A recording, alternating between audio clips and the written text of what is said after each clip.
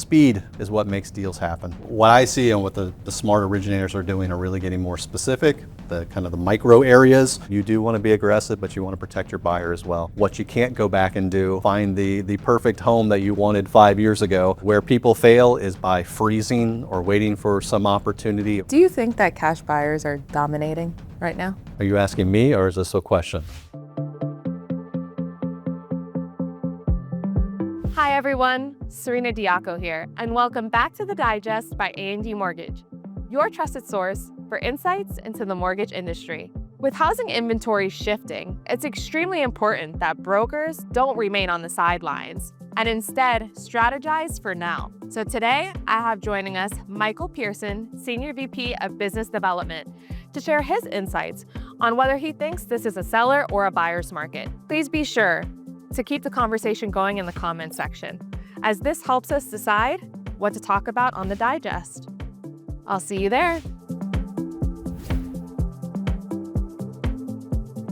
Hi, Michael. Thank you so much for being here today. Great to be here. Love the new studio look. So number one, we keep hearing about inventory shifts. Yeah. Mortgage rates playing tug of war, maybe you think they're steady, and buyers waiting on the sidelines. But brokers don't really have time to wait. You know, our partners want to win deals now. So I hate the term back to basics, but that's really what it's about, right? Getting a plan, executing a plan. Basic strategies, but with technology as aiding you.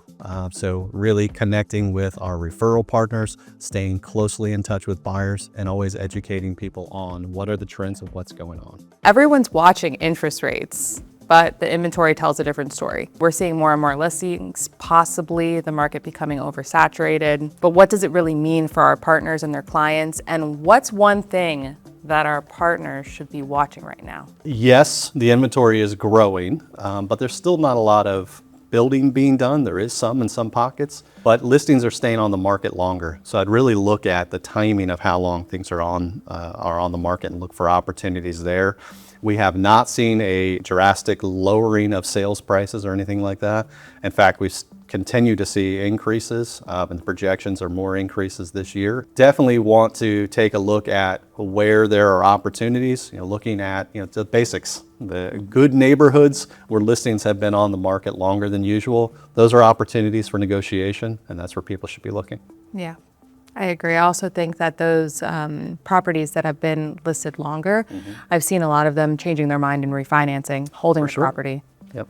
We see that in certain areas, the market's heating up with some new listings, specifically California, Arizona, Vermont. Do you think it's real, or do you think it's temporary? It's probably both, right? It's always difficult to look at like a state-wise, particularly a state like California with the size of it. So what I see and what the smart originators are doing are really getting more specific, the kind of the micro areas, and really getting down zip code by zip code and seeing what's going on. I mean, there are certainly areas that are hot within all of those states, but there are opportunities and pockets within almost every state in the United States where we see growth happening. And in those same states, you see areas where it's backing off as well. So you can look at the states to see where the trends are, but really getting down deep with the actual zip codes and areas where things are going.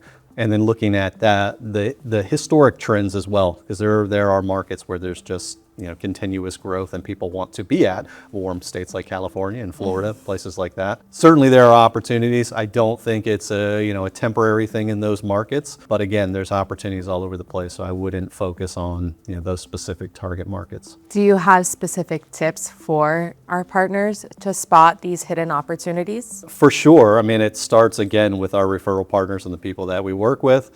Title companies can give you advice on where deals are happening, where deals are closing. Obviously, real estate partners to see where the listings are going. And then just looking at the data. Almost every government agency on housing gives monthly data on where transactions are happening. So those will give the opportunities. A lot of that stuff is trailing data when loans are closing, not when they're starting, but at least that gives you an idea of where people are migrating and moving, where potential activity is happening. We may have heard the common phrase, spring is the best time to buy. Do you think that proves true, or you think it's shifting now? I do think it's shifting some. I mean, there are some markets where it's just incredibly difficult to make a transaction happen, particularly in the winter.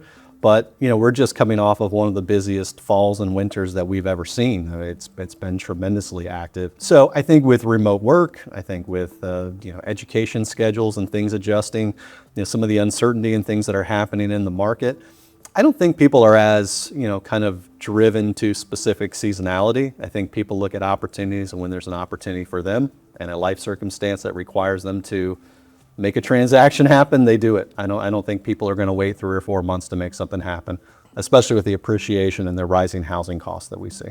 So Michael, we're seeing buyers go all in with waived contingencies, very rapid closings. Do you think that's the smartest play? And how cutthroat do these buyers really need to be?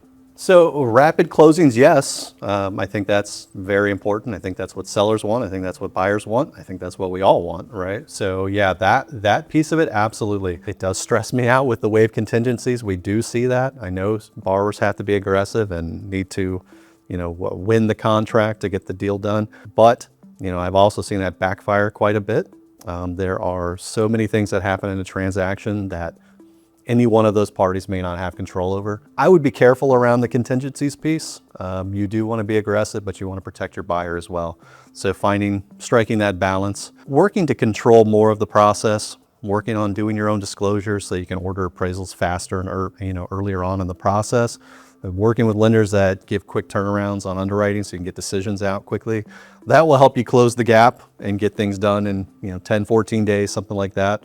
I think that's more important to focus on your process and dial it in with your investors to make sure transactions get done quickly. I would be hesitant to waive contingencies and waive protections for your borrowers. We see that possibly the market could be shifting to a buyer's market, but maybe buyers are sitting around waiting for the perfect deal. How would you suggest our partners help convince these buyers to make the move? I think all of us have had this conversation. The best time to buy is now. We have seen there are times when real estate goes down. Certainly, there is shifts in interest rates and all those kind of things. But equity continues to grow. You continue to build that over time, and then evaluations continue to rise too, as there's only so much land to build and opportunities for new construction. Walking through what the process looks like, what they're going to gain on the other end of that, talking then about how they are gaining equity through home ownership, I think is critically important, and then understanding. Yes, interest rates may drop down the road. That's an opportunity for us to refinance and get you into a lower term. What you can't go back and do is find the perfect home that you wanted 5 years ago and then go back and redo that transaction. You can't redo that. So when you find the right opportunity that's right for you, it's time to make the move.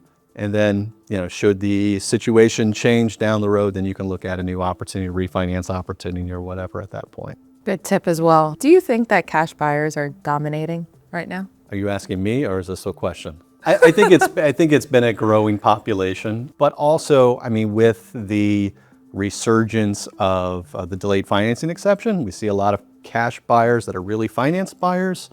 So that kind of goes in the mix. So how that percentage breaks out, I'm not sure. But utilizing things like that, utilizing delayed financing, finding opportunities to close loans quickly, like we talked about earlier, fine tuning your process, all of those things will kind of counteract that. There are cash buyers out there, certainly, but there's a lot of opportunities for financing as well. My second part of that question is, how do finance buyers stand a chance? But you kind of clarified that a lot of the cash buyers are also finance buyers. So 100%. Yeah. The use of delayed financing, experienced originators use it, quite frequently to counteract cash buyers. They have the opportunity to pay cash and then turn around and refinance immediately and recoup that investment. That's a good move to counteract that. Even for a cash buyer, it's a great opportunity. You don't necessarily want your money tied up in the property. If you can finance and get a piece of that, back, and then use that to reinvest, I think that's a good option. Speed is what makes deals happen. If a seller is confident that you can get the loan done on time and within their time frame, then they're not going to care what avenue that takes, cash or financing. Working on the process to make sure deals can close fast and efficiently will greatly reduce the amount of offers that aren't accepted.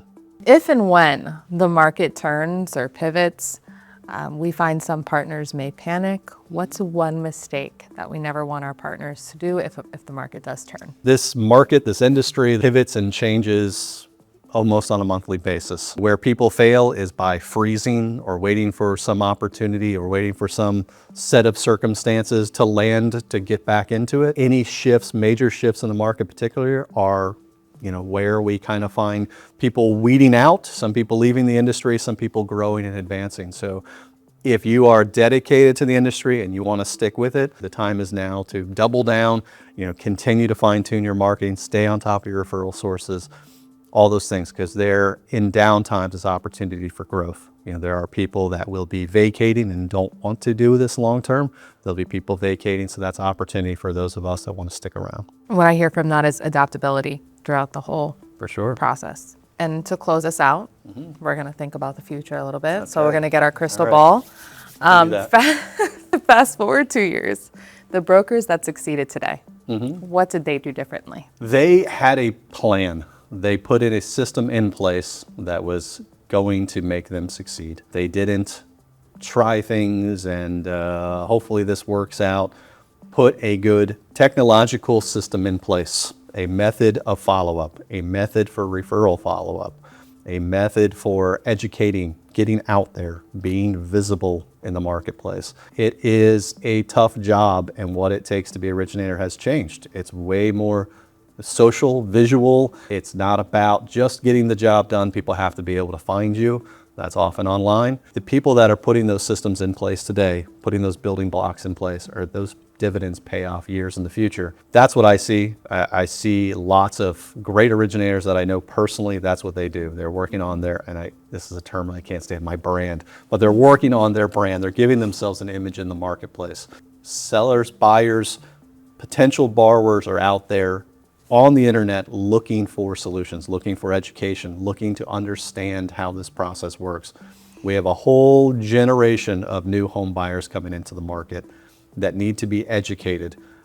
They don't go to the library and get an encyclopedia to learn about mortgages. They are online. Online presence, social media presence, obviously critically important, but you need a strategy to that. It's not haphazard. It's not, I'm going to do a video, 2 months from now, I'm going to do another video. You have to put systems in place to keep that structured and organized. And I think that's what will lead to success long term. Thank you so much, Michael, for your insights today. Absolutely. Anytime.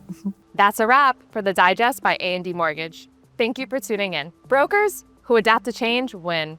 So remember, stay proactive, stay informed, and stay open to opportunities that others may view as obstacles. With inventory shifts and buyer changing habits, do you think that fall will replace spring as the best time to buy? Be sure to let us know in the comments. And as always, thank you for joining.